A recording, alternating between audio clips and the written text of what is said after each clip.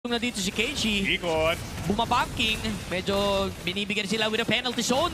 Kalahati agad ang buhay dito ni Mirai. The jump in onto the back ends, flicker burn coming from Mirai. Pero nakuha dito si Hera. Nakukuha nila ang pagong, not Ayanami. Yung taking down right now. Hihintay ko lang kung paano niya gaganapin or gagawin. Yung mismo penalty zone. Nami Slam. Kinakapitan na rin dito. Mirai taking down the turtle. Golden R, ang dami na ipit dito. Pero nakuha naman si Heaven. Ilalaban ba nila o kailangan ba nila umatras? Pero sakto naman with the Nami Slam. Kopya sa mukha. Hera is down.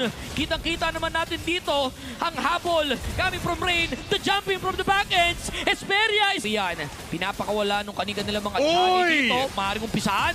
Kita naman natin, masyado ka malalim. The jumping, sinakal, Nami Slam. Hold dito. Esperia is down. Sunod-sunod. At Golden R, pinatigil ang mundo dito ni Rian. Kailangan daw hulihin dito. Makukuha rin dito with the shutdown. Mismo kay Heaven. They're feeling it right now. Pero the counter engage is too much to handle. Keishi taking down dito si Heaven. Susunod at si Hera. Hindi rin siya ang mga miyembro dito ng Team Falcons. Kalahati ang buhay ng Lord. Tumalon. Big jump. Sasalin.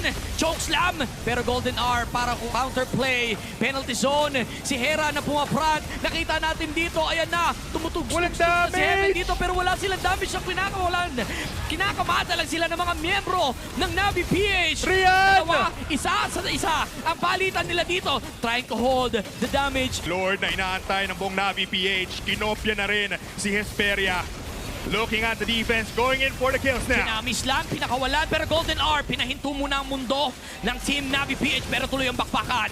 Going in sa likod. Si Hera napitas dito, pero ginajagal lang, kanigan nila mga damage. Wala sila makuha kapalit sa pagiging madamot ng mga membro dito ng Navi PH. Ayan na, tumugtog na rin, pero yung beatbox, hindi nahawak dito ni Heaven. Dalawa, tumba kapalit naman isa. Pero may Lord pa rin naman at matutunaw nila. The next wave is there. The damage is Tumalon! up para sa side dito. Pagtalon at tatlong miyembro napitas dito. Ngayon, Navi gating